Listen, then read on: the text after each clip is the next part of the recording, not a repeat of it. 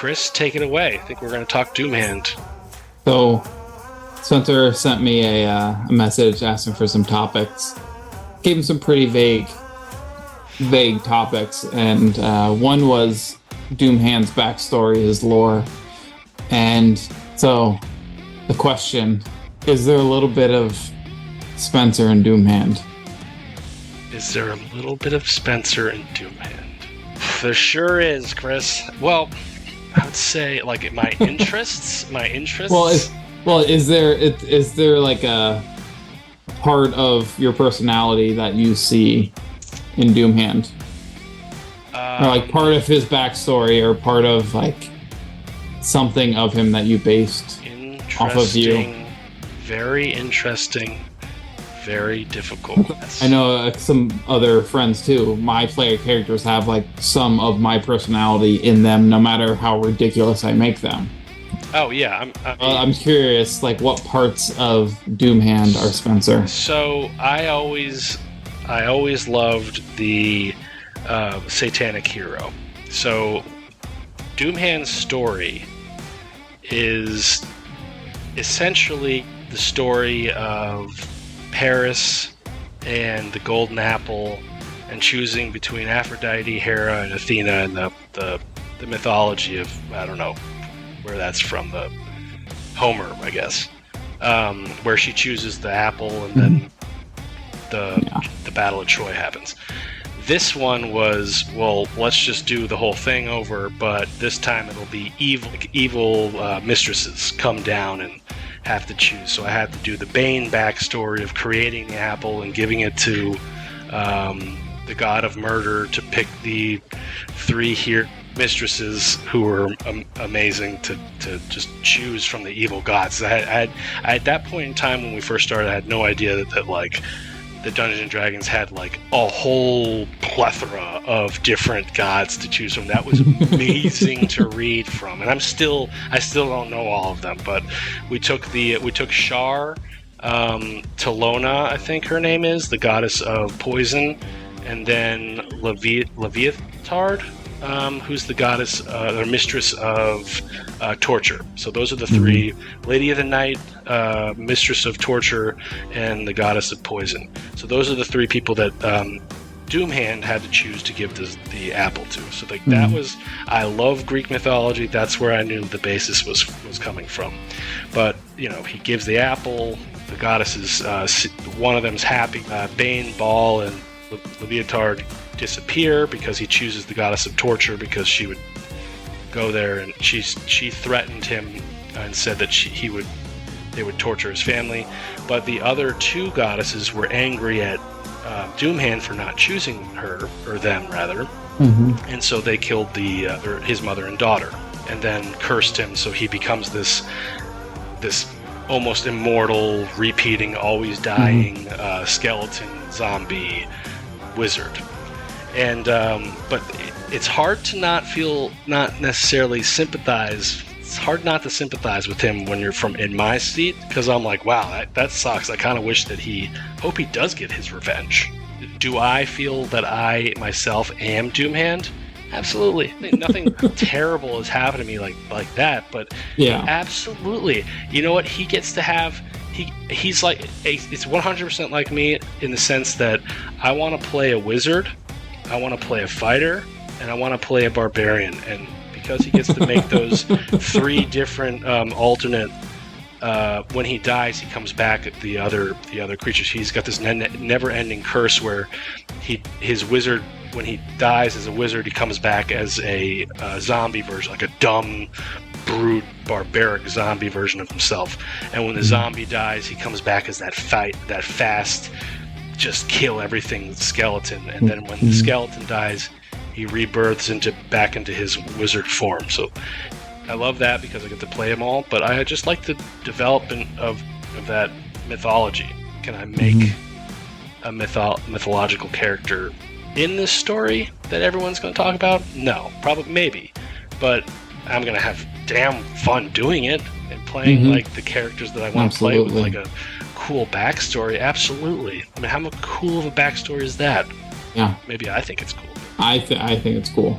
when you finally like learn the whole story of Doomhand when Artemisia was burning to the ground, I was like, I came out of there feeling bad for the guy. I was like, we have to help Doomhand. Yeah.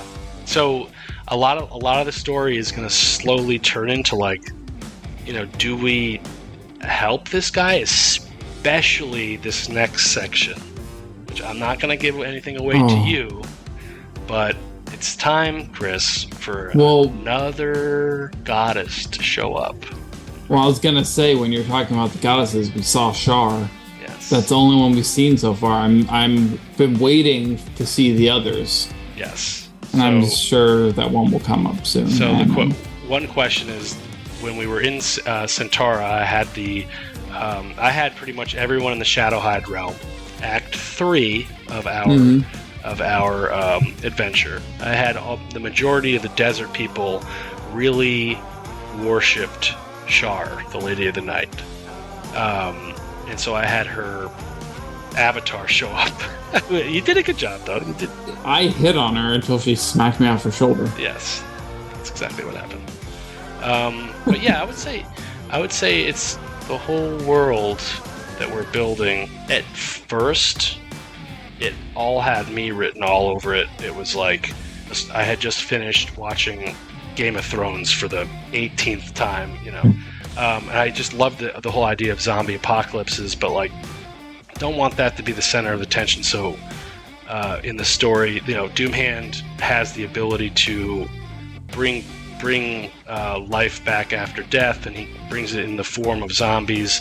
His whole thing is, after the goddesses killed his wife and made the wife eat the daughter, which is what happened.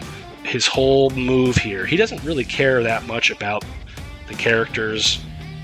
He sees the skulls as a potential to travel the realities and alternate timelines of our existence, and spread his zombie plague. That's how he views it. But his whole idea is gods are only as powerful as they are believed in. Or I guess that's did I say that right? So if there's 20 people, if there's 10,000 people that believe in one god, and there's 5 people who believe in the other god, well, that one god seems really damn powerful. But if everyone there, all 10,000 people no longer believe in that god, then that god sort of just disappears and dies from the record books and everything. No one, So his whole idea is spread the zombie plague, kill all the gods. That's his playbook. They can't be gods if they have no followers, right? No believers. But with a little Spencer in me, in the character, and this is where it is something going to happen that changes his... Is he going to have a hard time when it comes to the innocent? Let's just say we're in this crystal town that we know there's only one survivor from, that we know of, because Doomhand had already killed it. Yeah, he had already come through and slaughtered, or that's what that you guys were told, slaughtered everyone, or led to the demise. But now you guys are going back in time using the Time Dragon's portal, and you guys are going to be going back in time to an era where that may or may not happen in the near future, or so on and so forth. Is he going to have a hard time killing the women and children? You know what I'm saying? Like, is he going to have a hard time doing what the gods did to him, to the innocent, just to kill the belief in the gods? I think he might. Well, I think he's going to go through an arc there. Yeah. He's going to have his rage. He's going to have his remorse. And then it depends on how long really it's going to take him to really get numb to it and really just want to fulfill his goal. Yeah. Or does he have a change of heart at the end? What causes those changes? What events in the story, in his life, in history, cause those changes? Yeah. For him, we know the first one of all of it happening to give him like rage and want to kill all the gods, but what shifts him out of that state? What happens? What event? Yeah. What can happen? Yeah. These skulls are broken up pieces of the main skull, so it's as if of this skull. Yes, of that skull, and it's as if Paris, or let's say Hermes, zoomed down in and took the golden apple that Zeus made and broke it into 6 pieces and threw it throughout the land. Each one of your skulls represents a little piece of that. So that's where that's from. When they get all put back together, if they get put back together, obviously there's going to be some sort of crazy thing that happens. Is that going to be the thing that determines the end of the campaign? Probably not. No, we're still playing this exact same story for 20-some years. Well, listen, short answer to your question. Great question. Is there a little bit of Doomhand in me? A little bit of you and Doomhand. Yeah. Hopefully there's 0 Doomhand in you. Probably. And when we reach that arc, and there will be a point in time where it gets a little too sinister, I think that's where I'm going to show up a little bit. It's going to be very interesting to find out, because you got to remember that there's certain moralities in each one of those characters too. Yeah. And I have a feeling like the zombie's going to be a little bit more of a sweetheart. Oh, yeah, they have to be. I mean, Skeletal is not going to be nice. No, he doesn't care at all. No. I actually upgraded the backstories a little bit on Instagram. So if you go in there and you scroll through it and click on the 3 different Doomhands that there are, it just shows you that, like, the wizard is sort of like the main guy. He's like he is the human element, but he's so angry, and he's sort of planning out this whole he's wrapped up in killing the belief in the gods and everything, whereas the zombie is more of like gotta spread the plague, but he's the one out there doing the spreading. He's the one out there that has to bite the innocent.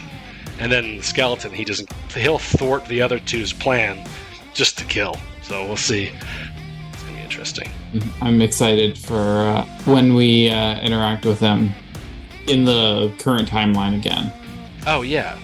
Well, first, we interact with him potentially in the past, but when we come back and see him and see what has changed, because it's like we can see the world has changed, but until we interact with him again, we're not going to really understand what we actually changed. Well, in the current time frame, he has the blue skull. As you told me in a text, he has a blue skull. Yes, I was trying to plant that seed in there. You gave me so many ideas with that one letter. Like, I have a feeling like your interaction is going to be something like this. He's going to be like, "What? Had this happen? I thought it's going to be like I can't wait to see what you give him instead of the. That's going to be so good. Skull. Yeah, you swap them out or whatever you guys do. That's going to be so. Well, funny. I'm a creation bard. That's his whole thing. He just made Aranis a bow for our last fight. Nice. Or right after our last fight, because I broke his bow with my nat ones. That's true. What a good dungeon. Oh yeah, and if you didn't tune in last time at Lore Talk, or Let's Talk Lore rather, we did our Time Dragon battle, and we used the voice. It was pretty good. I thought the voice was pretty good. I loved the way that you did that slow and fast. And you changed it up, and you brought the one-liners in there. That was great. That was good. I did not do as much quoting from the big fantasy and sci-fi movies as I wanted to. There's a hell of a lot going on during the fight. I felt like a Sean Connery quote would have been, perfect. But like it was just there's so much going on.